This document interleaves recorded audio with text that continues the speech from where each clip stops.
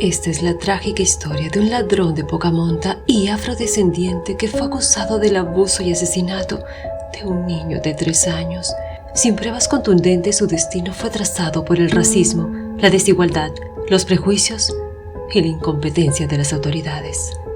Hoy, la historia policial que conmocionó y sigue conmoviendo a todo el Perú. La historia que no debió de ser historia. Jorge Villanueva Torres, el monstruo de Armendáriz.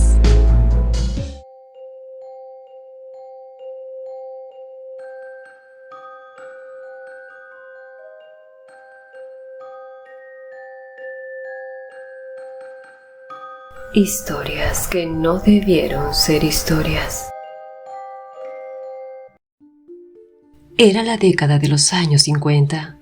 Lima, capital del Perú, experimentaba cambios sociales y económicos.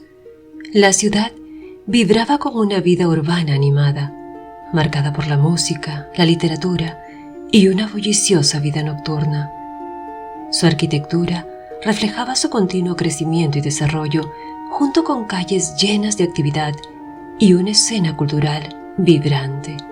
Sin embargo, también estaba marcada por desafíos, como la desigualdad social, la influencia de la oligarquía y los prejuicios raciales.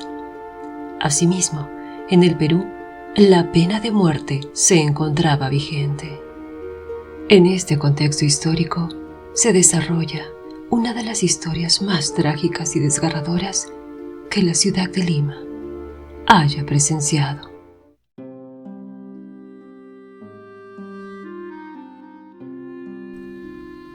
Jorge Villanueva Torres era un hombre afrodescendiente. Nació en Lima en el año 1922, aunque algunas fuentes dicen que fue en 1919. Perteneció a un hogar humilde. Vivió en una de las zonas excluidas de la ciudad. Su vida criminal comenzó desde muy niño. En esa etapa de la vida ya era un ladronzuelo. Robaba en los tranvías de Lima, llenos de gente. No obstante, se sabe que tocaba virtuosamente la guitarra criolla y que más adelante se convirtió en un graduado de la Fuerza Aérea del Perú. Probablemente hubiera tenido un mejor destino, pero Jorge Villanueva presentaba 2 problemas. El primero era su salud mental. En esos años, en una Lima tan excluyente, este era más que un tabú. Ni familiares ni amigos tomaron en serio sus cambios de actitud. Segundo, su personalidad impulsiva, pues reaccionaba de forma inesperada y desmedida ante cualquier situación, sin poder controlar sus impulsos y o tentaciones, actuando sin tener en cuenta las consecuencias de sus actos. Por todo ello, su vida fue difícil y para solventar sus gastos, ya adulto, volvió a robar, nuevamente en los tranvías y en distintos puntos de la ciudad de Lima, pero especialmente en el distrito de Barranco, donde vivía. Este ladrón de poca monta ya era conocido en varias comisarías y se ganó fama como el apodo de Torpedo. A sus 32 años, ya había pasado varias veces por la cárcel. Vivía en una covacha en la ladera norte de la quebrada de Armendáriz, un paso estrecho de montañas que delimita los distritos de Barranco y Miraflores. En esos años, era una quebrada inhóspita, llena de tierra, piedras y rocas, con algunas covachas habitadas por gente de mal vivir. No sabía que pronto su destino se volvería aún más perturbador.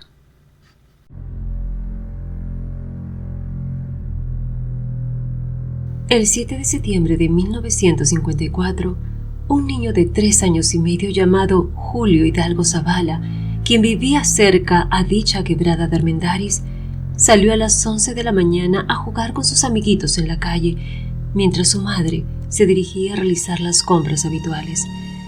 Salió tan solo a jugar, tal y como muchos niños hacían en la época.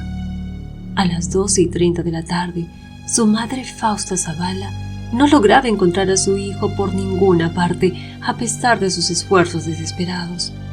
El padre, Abraham Hidalgo, Se acerca entonces a la comisaría de Barranco para poner la denuncia respectiva, pero esta no fue aceptada, pues no habían pasado las 24 horas que la ley exigía para colocar alguna denuncia por desaparición. Pocas horas más tarde, dos jóvenes que paseaban por la quebrada de Armendáriz encontraron una escena espantosa. El cuerpo inerte de un pequeño yacía allí, sin vida. Se encontraba decúbito ventral y con su pantalón abajo. Los jóvenes entonces corrieron buscando ayuda. Pronto llegaron la prensa y la policía, quienes acordonaron la zona donde se encontraba el cuerpo del niño. Mientras los curiosos se acercaban, había uno que sobresalía. Era Abraham Hidalgo, el padre del pequeño Julio, quien desesperado exigía ver al niño. Cuando la policía descubre el cuerpo para su reconocimiento, Abraham rompió en llanto. Había reconocido a su niño. Sus desgarradores gritos de dolor también exigían justicia. Tras los exámenes forenses realizados al cuerpo del niño, se determinó que había fallecido menos de 24 horas antes de ser encontrado.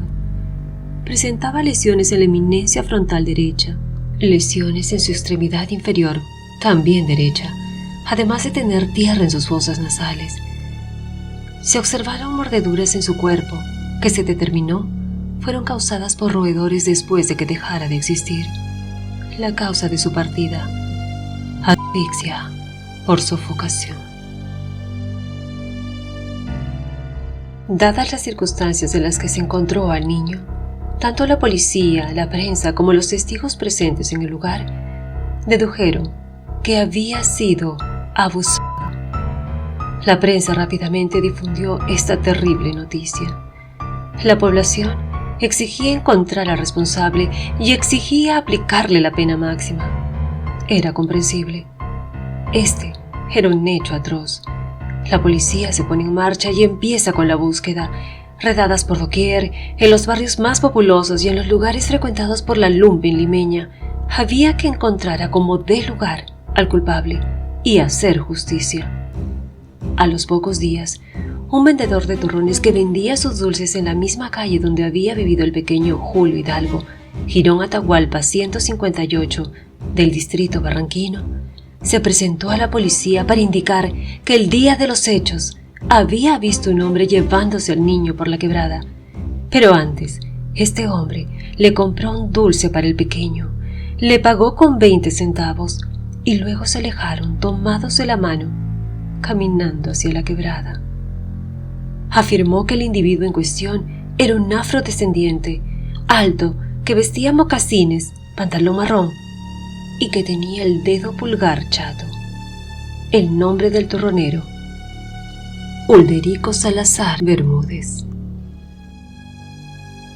La policía mostró a Salazar fotos de distintos personajes con antecedentes penales y que se ajustaban a la descripción proporcionada. Entre esas fotos se encontraba la de Jorge Villanueva Torres, el ladrón de poca monta que vivía en la quebrada de Armendáriz. Al ver su foto, Salazar reconoció al hombre que se llevó al niño de la mano, Julio Hidalgo. Inmediatamente se emite una orden de detención para él. Al enterarse de que la policía lo buscaba, Villanueva se ocultó, pero fue encontrado pocos días después tras varias redadas en los barrios más populares de la ciudad. Villanueva fue arrestado y defendía su inocencia, pero fue confrontado con Salazar. Este lo reconoció como el hombre que compró el turrón para el niño que llevaba de la mano. «¡Es él!», dijo. Más adelante, cuando es entrevistado por la prensa, también señaló: «Logré identificarlo porque tenía un dedo torcido». Tal y como en efecto lo tenía Villanueva. A pesar de esto, Villanueva seguía proclamando su inocencia, admitiendo ser un ladrón, pero negando rotundamente haber cometido un acto tan atroz. Aunque la policía continuaba investigando, no encontraba pruebas más allá del testimonio de Ulderico Salazar.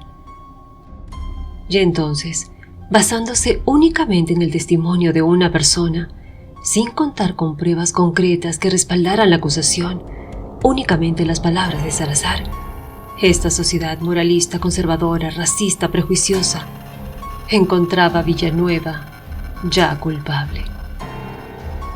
La década de los 50 fue testigo del surgimiento del sensacionalismo en la prensa nacional.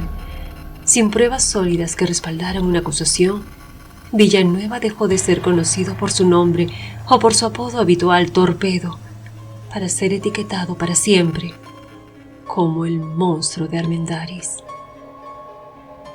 En una sociedad donde el color de la piel definía quién era quién, parecía estar ya condenado. Era afrodescendiente, era pobre, era ladrón, tenía una personalidad sumamente impulsiva.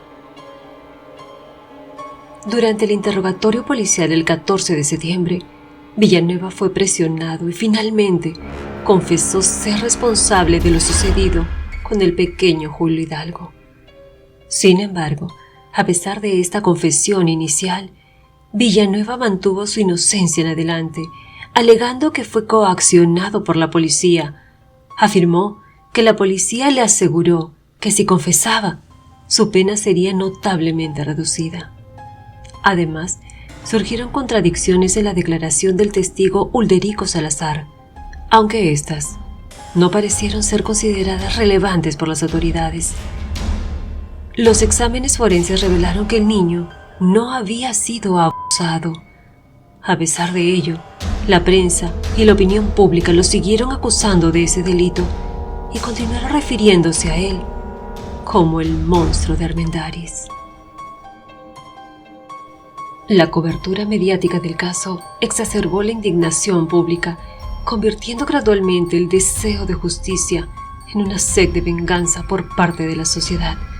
Mientras tanto, el proceso estuvo marcado por el racismo, la venganza y un ferviente deseo de purificación social en una Lima moralista, conservadora y prejuiciosa. En las calles, la población clamaba por justicia, exigiendo la pena máxima en manifestaciones públicas que gritaban «Muerte para el monstruo».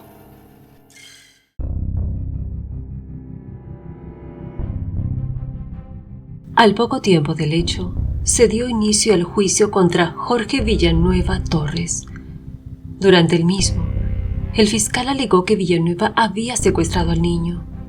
Se mencionó que durante el incidente, el niño se resistió, lo que resultó en un trágico desenlace, marcado por golpes, abuso y, lamentablemente, la pérdida de su vida debido a la asfixia. La defensa de Villanueva fue asumida en su tramo final por un joven abogado, Carlos Enrique Melgar. Este logró que le quitaran el cargo de violación, pues a pesar de que los exámenes revelaban que esto no existió, lo habían seguido acusando también por dicho delito. La defensa de Villanueva se fundamentaba en que su confesión ante la policía fue resultado de un tipo de presión moral por parte de las autoridades y que el descubrimiento del niño semivestido llevó a suposiciones de un delito. Además, argumentaba que los hallazgos de la autopsia también podrían ser consistentes con un accidente de atropello, sugiriendo que el niño pudo haber sido golpeado por un conductor negligente, quien al percatarse de su error, optó por colocar al niño en el lugar donde fue encontrado, lo que resultó en asfixia debido a la acción involuntaria del pequeño. Durante todo el tiempo que duró este proceso, no habían pruebas contundentes, salvo el testimonio de quien sería el testigo estrella del caso, el turronero Ulderico Salazar. Era el único que reafirmaba lo que todos creían, que sí existía un monstruo, y este era Villanueva. Cuando fue llamado a declarar, aseguró en todas las formas posibles que Julio Villanueva era el culpable. Él lo había visto, no había duda. Villanueva era el monstruo. Ante tal declaración, Villanueva, quien defendía a toda costa su inocencia, saltó de su asiento, se sintió impotente y empezó a gritar, asegurando que eso no era cierto, que él no era culpable. Pero de nada servía.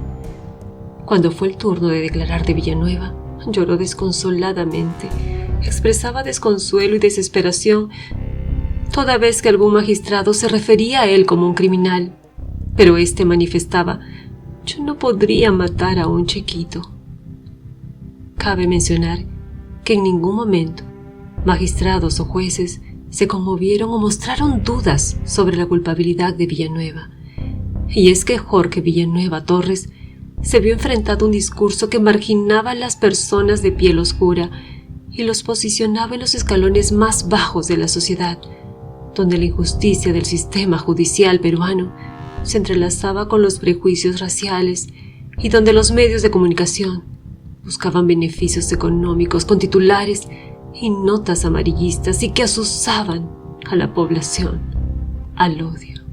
Sumado a todo ello estaba la circunstancia de haberse hallado el cuerpo del niño cerca a la covachuela de Villanueva, el testimonio incriminatorio y demoledor del turronero, el historial delincuencial de Villanueva, su comportamiento desobediente, rebelde, indisciplinado, irrespetuoso y desafiante a las autoridades del juicio fueron claves para su condena. Aunado a ello, la ineficiencia de las autoridades. La presión popular era avasalladora, así que el 8 de octubre de 1956, 2 años después de iniciado su juicio, el Tercer Tribunal Correccional de Lima lo declaró culpable por acabar con la vida de Julio Hidalgo Zavala, siendo condenado a lo que toda la población estaba pidiendo: la pena de muerte. Al leerse su sentencia y sabiéndose inocente, Villanueva estalló en ira. Tuvo que ser maniatado por los policías, pues estuvo a punto de atacar a los magistrados. Ya desolado, devastado, con la voz quebrada y lleno de impotencia, dijo: «Yo he cometido muchos delitos, he sido un hombre malo, pero este crimen no me pertenece». El 9 de diciembre de 1957, la segunda sala de la Corte Suprema ratificó su condena, que a la letra decía lo siguiente: «Con inequívoca certeza de que es agente responsable de excepcional peligrosidad y conducta inmodificable, se reclama la más severa sanción». Entonces, el abogado defensor Carlos Enrique Melgar recurrió al Congreso de la República para demandar el derecho de gracia y no procedan con la ejecución de Villanueva. El día fijado para debatir la demanda, al pasar la asistencia de los parlamentarios, solo habían asistido 19 de los 130 diputados y de los 60 senadores. No habiendo quórum, se levantó la sesión. El abogado impotente declaraba: «Con indicios no se condena a muerte. No hay convicción. Miente el turronero. En caso de duda hay que estar a lo favorable al reo. Indubio pro reo». Se refería al principio que en el derecho penal significa: si el juez o tribunal tienen dudas sobre la culpabilidad de un acusado tras valorar las pruebas disponibles, la sentencia o decisión judicial debe favorecer al acusado, lo que por supuesto no había sucedido en este caso.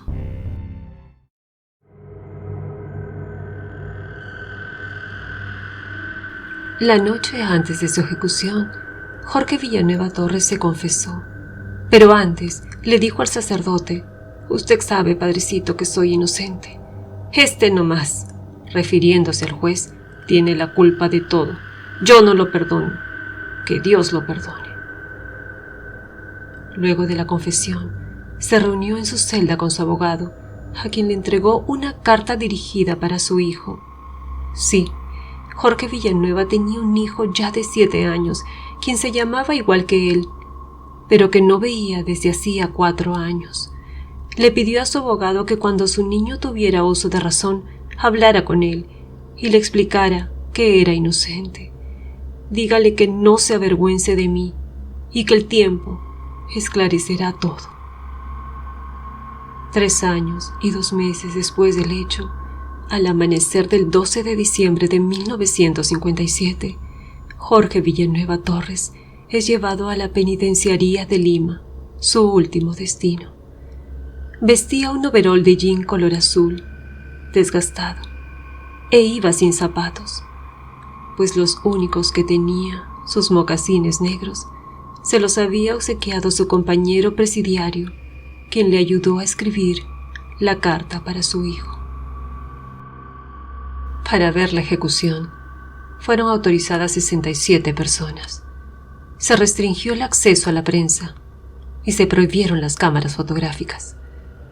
Aunque afuera de la penitenciaría central se arremolinaron miles de personas. Villanueva caminó descalzo y tambaleante hasta el poste de madera, siendo amarrado con una soga. 8 soldados eran los encargados para la ejecución. Al mando estaba el alférez Orlando Carrasco. Villanueva entonces gritó: «¡Soy inocente! ¡Yo los perdono a ustedes!». Pero a él, dirigiéndose al juez, sus palabras fueron interrumpidas por los impactos. De los 8 impactos, 3 acabaron con él. Carrasco, de acuerdo a ley, le dio el tiro de gracia. Menos de una hora después, fue enterrado en una fosa común, sin respetarse los trámites de ley. Pero su abogado, quien hasta el último momento luchó por evitar la ejecución de Villanueva, cumplió con todos los trámites respectivos y reclamó su cuerpo para darle cristiana sepultura, siendo enterrado en el cementerio Presbítero Maestro. Tristemente, en 1964, sus restos tuvieron que ser incinerados por falta de pago.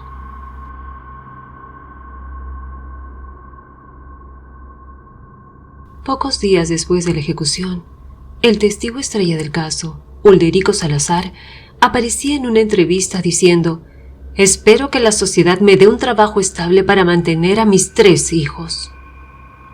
Esto sonó a solicitud de recompensa. Posteriormente, se confirmó que este testigo estrella se había contradicho más de 30 veces durante todo el proceso. El sacerdote que confesó a Villanueva y quien siempre lo presionaba para que dijera la verdad, admitió que siempre se declaró inocente. Recién entonces, la población comenzó a poner en duda la culpabilidad de Jorge Villanueva. Con los años, se supo que se había cometido una injusticia con él, pues no existieron pruebas concluyentes para condenarlo a ese terrible final.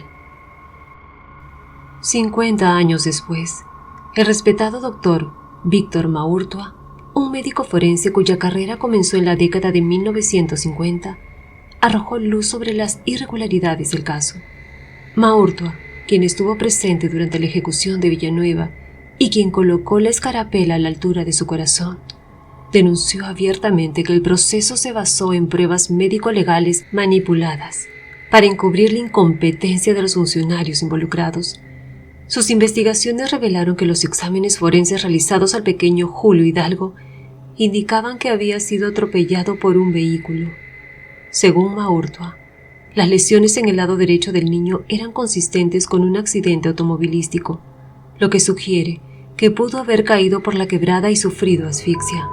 Es probable entonces de que el conductor, al encontrar al niño inconsciente, lo empujara hacia la quebrada para evadir responsabilidades.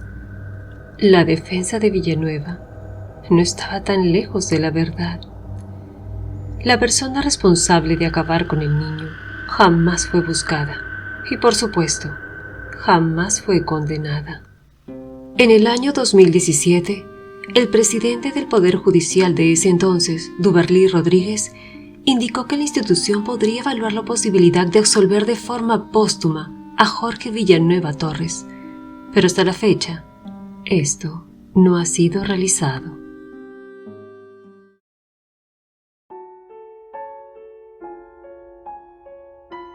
La historia de Jorge Villanueva Torres, el monstruo de Armendáriz, nos enseña sobre la importancia de un sistema judicial imparcial y justo.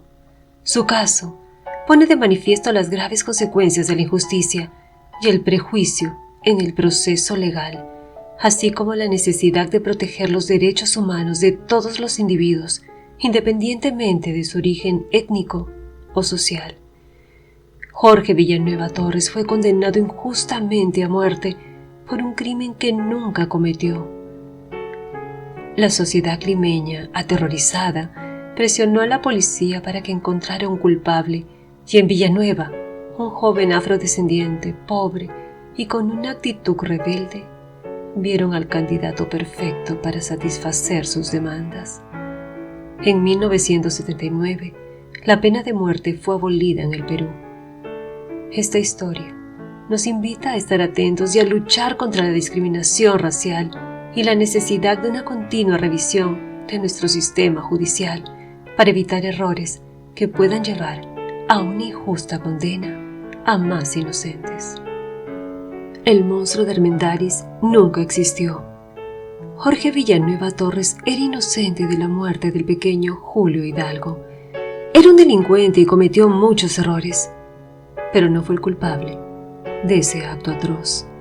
Villanueva defendió y clamó su inocencia hasta el final, hasta su último aliento, pero nadie lo escuchó. Las palabras que le dijo a su abogado para su hijo resuenan hoy más que nunca. Dígale que no se avergüence de mí y que el tiempo esclarecerá todo.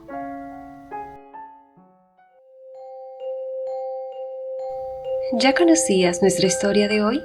¿Qué te pareció? Me gustaría conocer tu opinión. Si te pareció interesante este contenido, suscríbete, dale me gusta y comparte. Es gratis y me ayudas muchísimo. Si deseas que narre alguna historia, escríbemelo también en los comentarios. Todas mis fuentes y mis herramientas te las dejo en la caja de descripción. Muchas gracias por estar aquí.